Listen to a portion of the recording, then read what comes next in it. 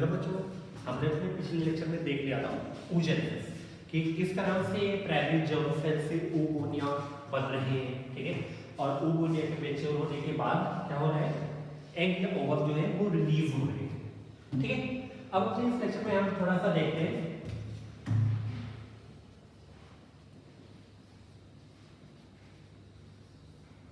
Structure of ovary, ठीक है। अच्छा, जब हम फीमेल रिप्रोडक्टिव सिस्टम जो हमने स्टार्ट किया था तब वहां भी ओवरी देखा था, ठीक है, कि ओवरी जो है जनरली पेयर के फॉर्म में प्रेजेंट है इन फीमेल्स, ठीक है। कहां प्रेजेंट है, इन एब्डोमिनल कैविटी, और वो पूरा ही स्पेस जहां पे ओवरी प्रेजेंट है उसे हम जनरली क्या बोल रहे हैं, ओवेरियन फोसा,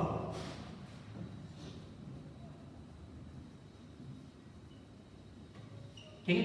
इसके अलावा देखा था ओवरी जो है ये दो तरीके से फंक्शन करता है, एक गैमेटोजेनिक फंक्शन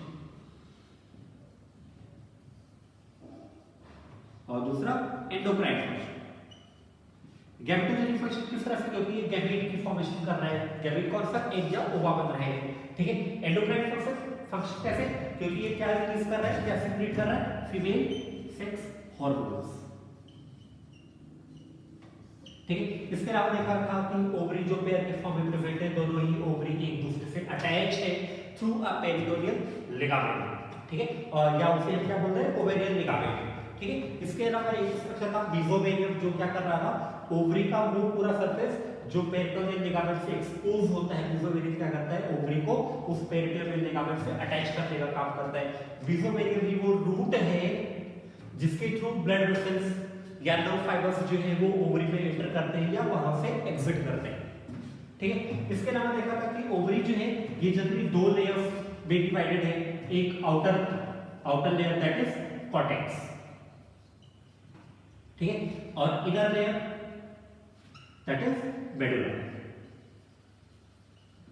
ठीक है। जो आउटर कॉर्टेक्स लेयर है it is lined by germinal epithelium and underneath is present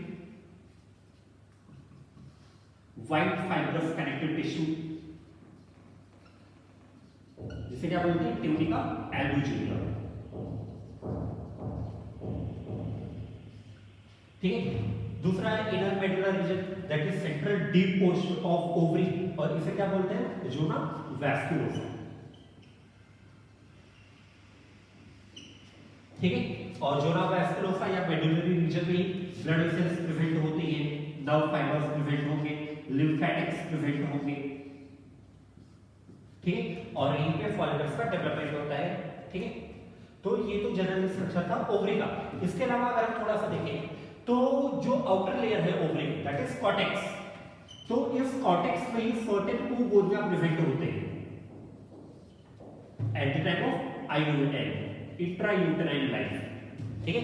और यही oogonia जो है ये क्या होंगे, ये अपने आप को मैच्योर करेंगे और एग या ओवा को रिलीज करने का काम करते हैं, ठीक है। तो ये जनरल स्ट्रक्चर था पूरे ओवरी का।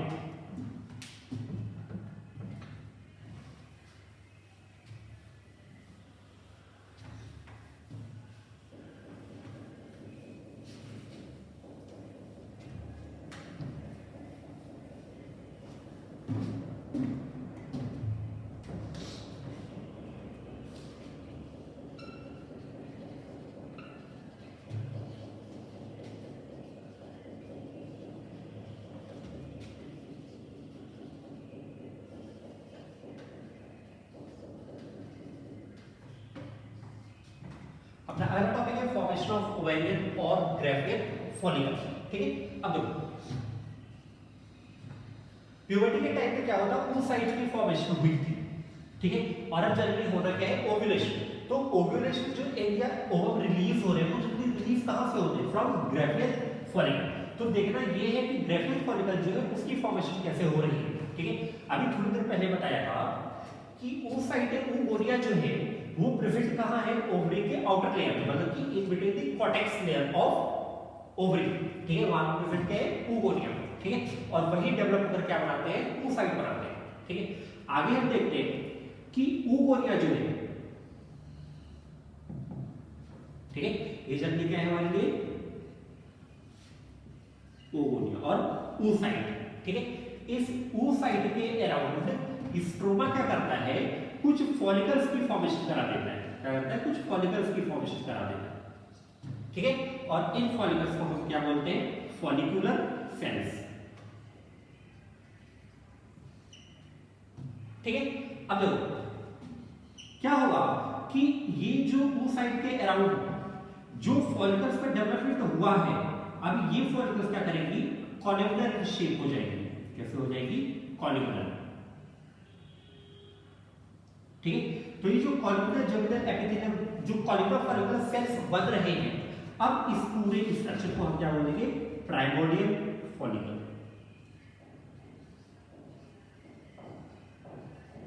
क्या बोलेंगे? Primordial follicle. और ये क्या है? oocyte, ठीक है। ये जो पर्टिकुलर स्ट्रक्चर ये क्या है हमारे लिए? बेसमेंट मेम्ब्रेन,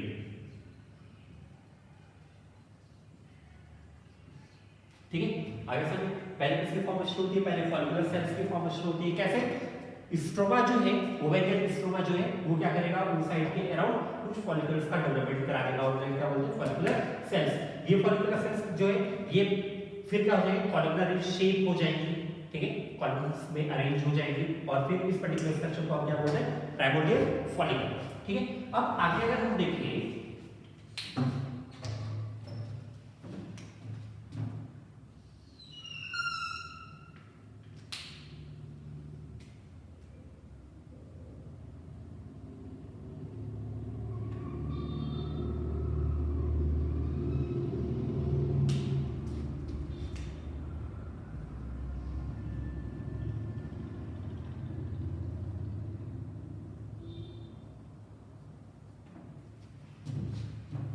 तो इन फॉलिकल्स और इस oocyte के बीच में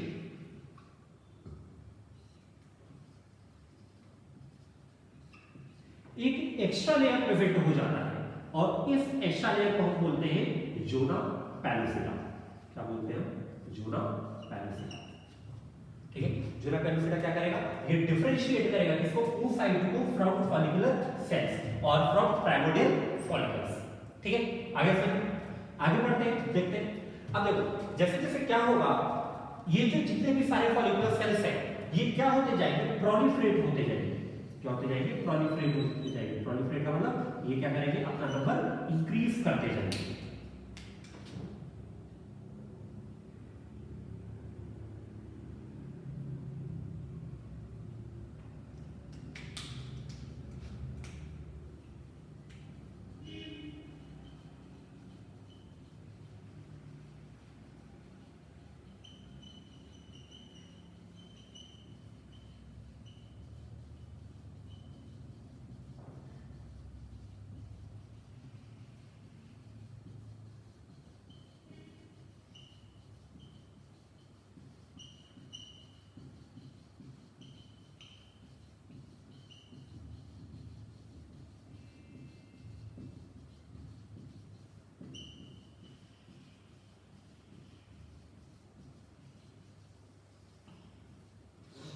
ठीक है। ये क्या था? आपका oocyte था, ठीक है। फॉलिकुलर सेल्स ने क्या किया? अपने आप को प्रोलिफरेट कर दिया, अपना नंबर इंक्रीज कर लिया, और अब नंबर इंक्रीज होने के बाद हम इसे क्या बोलेंगे? मेम्ब्रेना ग्रैन्युलोसा,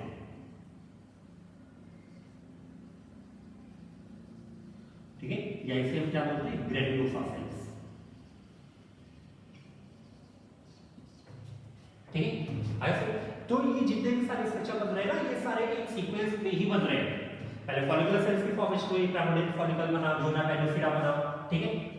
ये फिर उसके बाद क्या हो रहा है? प्रोलिफरेशन हो रहा है फॉलिकुलर सेल्स में, और क्या बन रहे हैं? मेम्ब्रेना ग्रैन्युलोसा, ठीक है। अच्छा, अगर हम नॉर्मली देखें तो ये जितने भी सारे प्रोसेस है, ये सारे साइमल्टेनियसली ही हो रहे हैं इन अ सीक्वेंस वाइज, ठीक है। तो क्या हो गया? ग्रैन्युलोसा सेल्स की फॉर्मेशन हो चुकी है। आगे बढ़ते हैं।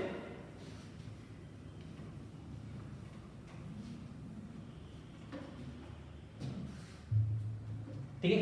अब देखो जैसे जैसे मेम्ब्रेना ग्रैन्युलोसा जो है ये एक्सपैंड होता जाएगा, ठीक है। इसके अराउंड स्ट्रोमा जो थे, जो मेम्ब्रेना ग्रैन्युलोसा को सराउंड किए हुए थे, ये क्या करेंगे? ये थिन मेम्ब्रेन की फॉर्मेशन कर देंगे।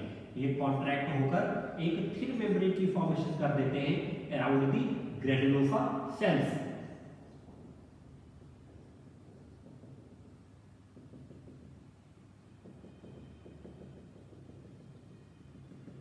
ठीक है। और अब इस थिक मेम्ब्रेन को हम क्या बोलेंगे, थीका इंटरना।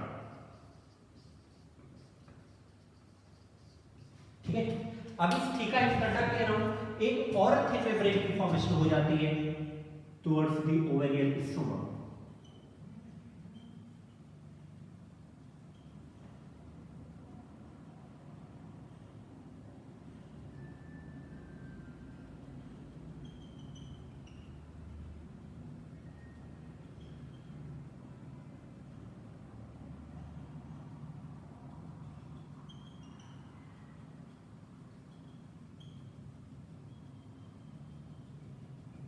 ठीक है।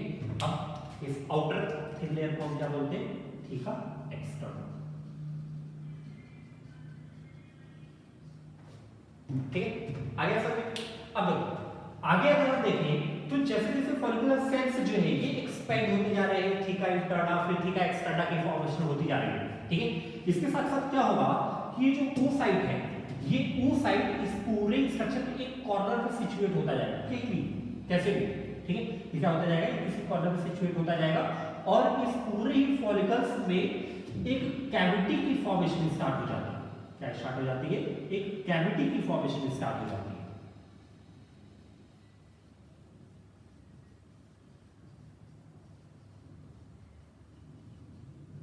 ठीक है। और इस पर्टिकुलर कैविटी को हम क्या बोलते हैं, एंट्रम या फॉलिकुलर कैविटी। ठीक है। अब जैसे जैसे ये पूरा स्ट्रक्चर डेवलप होगा, एंट्रम या फॉलिकुलर कैविटी जो है इसका साइज क्या होता जाएगा, एनलार्ज होता जाएगा, ये लार्ज साइज में प्रोसेस होता जाएगा। और जैसे जैसे एंट्रम या फॉलिकुलर कैविटी का साइज बढ़ता जाएगा, ये जितनी भी फेवरेट ना ग्रेनुलोसाइट ये सारी क्या होती जाएगी, थिन होती जाएगी, थिकनेस क्या होती जाएगी, कम होती जाएगी। ठीक है। और टू साइड जो है वो किसी भी एक साइड में प्रेजेंट हो जाएगा इस पूरे ही स्ट्रक्चर में। ठीक है।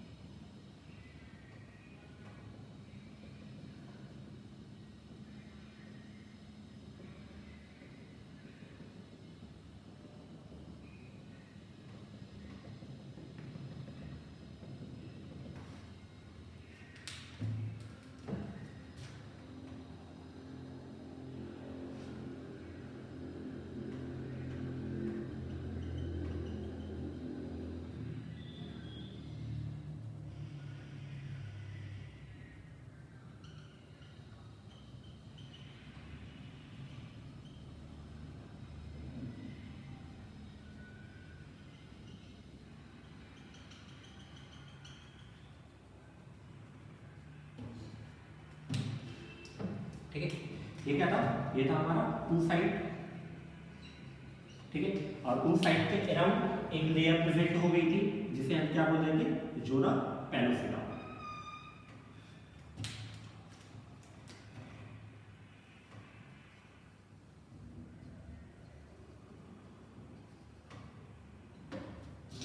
ठीक है। अब वो सारी ही फॉलिकुलर सेल्स जो क्या करती है, उस साइट को सराउंड करने का काम करती है।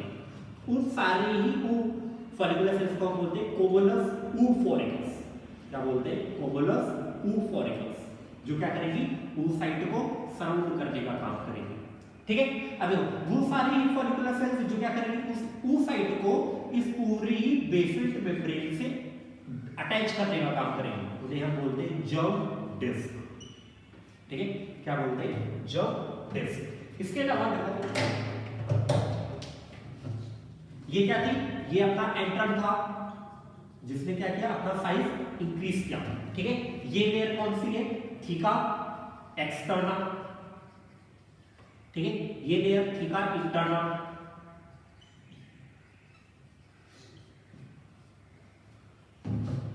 ठीक है, आगे समझे। अब जब ये प्रॉपर स्ट्रक्चर फुली फॉर्म्ड हो जाता है तो इस पूरे ही स्ट्रक्चर को हम क्या बोलते हैं? ग्राफियल फॉलिकल। ठीक है, आगे समझे। अब क्या होगा? यही ग्राफियल फॉलिकल मैच्योर होगा और रिलीज करेगा क्या? एग या ओवम। ठीक है, ग्राफियल फॉलिकल क्या होंगे?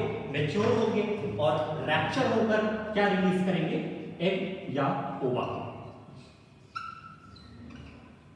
ठीक है, अब रैप्चर होने के बाद जब एग या ओवा रिलीज हो जाता है, बाहर चला जाता है इस पूरे ही स्ट्रक्चर से, ठीक है, तो ये सारी पूरे फॉलिकुलर स्ट्रक्चर को हम क्या बोलते हैं? अब कॉर्पस ल्यूटियम। क्या बोलते हैं? Corpus luteum. और ये जो कॉर्पस ल्यूटियम है, it appears yellow in colour. ठीक है, it appears yellow in colour. ठीक है, अब देखो क्या था कि जब ये सारे ही फॉलिकल्स बचे थे, ठीक है, मतलब जब मैच्योर ग्राफियल फॉलिकल की फॉर्मेशन हुई थी तो ये सारे ही फॉलिकल्स जो थे वो अवैस्कुलर थे। अवैस्कुलर का मतलब इनमें ब्लड प्रेजेंट नहीं होगा। बट ओव्यूलेशन के बाद जब कॉर्पस ल्यूटियम बना तो कॉर्पस ल्यूटियम में अब क्या हो जाएंगे? ब्लड फिल्ड अप होना स्टार्ट हो जाएंगे। ठीक है, और ब्लड फिल्ड अप के बाद अब इसे बोलते हैं कॉर्पस हेमोरेजिकल। क्या बोलते हैं? कॉर्पस हेमोरेजिकल। ठीक है, अब देखो अगर फर्टिलाइजेशन हुआ है, ठीक है, अगर फर्टिलाइजेशन हुआ है तो कॉर्पस ल्यूटियम जो है ये स्टेबल हो जाएगा। कब तक? For 9 months. अगर फर्टिलाइजेशन हुआ है तो कॉर्पस ल्यूटियम जो है वो स्टेबल हो जाएगा 9 मंथ्स के लिए। ठीक है, और अगर फर्टिलाइजेशन नहीं हुआ है तो अपनी फॉर्मेशन से 9वें दिन ये क्या हो जाएंगे? डीजनरेट होना स्टार्ट हो जाएंगे।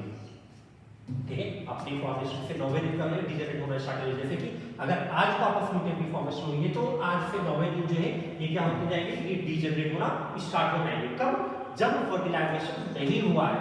और अगर फर्टिलाइजेशन हो गया है तो कॉर्पस ल्यूटियम जो वो क्या रह जाएगा? 9 मंथ तक के लिए स्टेबल हो जाएगा। ठीक है, अब देखो कॉर्पस हेमोरेजिकल बन गया है corpus luteum from corpus luteum. ठीक है, अब देखो जब डीजनरेट होना होता है तो इसी कॉर्पस ल्यूटियम को हम क्या बोलते हैं? Corpus albicans. क्या बोलते हैं? Corpus albicans. और कॉर्पस एल्बिकेंस जो है ये क्या हो जाता है? डीजनरेट हो जाता है। ठीक है, और मेंस्ट्रुअल साइकिल के लास्ट में मतलब कि at the time of release of menses ये भी क्या हो जाएगा? बॉडी से बाहर फ्लो हो जाएगा। ठीक है, आगे से तो ये था पूरा प्रोसेस फॉर्मेशन ऑफ ओवेरियन और ग्राफियल फॉलिकल। तो ये ध्यान में रखना कि हम एंट्रम थीका एक्सटर्ना या थीका इंटरना किसे बोल रहे हैं, ये वर्ड दिया हुआ है एनसीईआरटी में। ठीक है, जो ना कैल्सिफा लेयर कहां प्रेजेंट हो रही है। ठीक है, और ग्राफियल फॉलिकल से ही oocyte रिलीज होगा, रिलीज होगा at the time of ovulation. ठीक है, साथ में ध्यान में रखना कॉर्पस ल्यूटियम एंड कॉर्पस हेमोरेजिकल। ठीक है।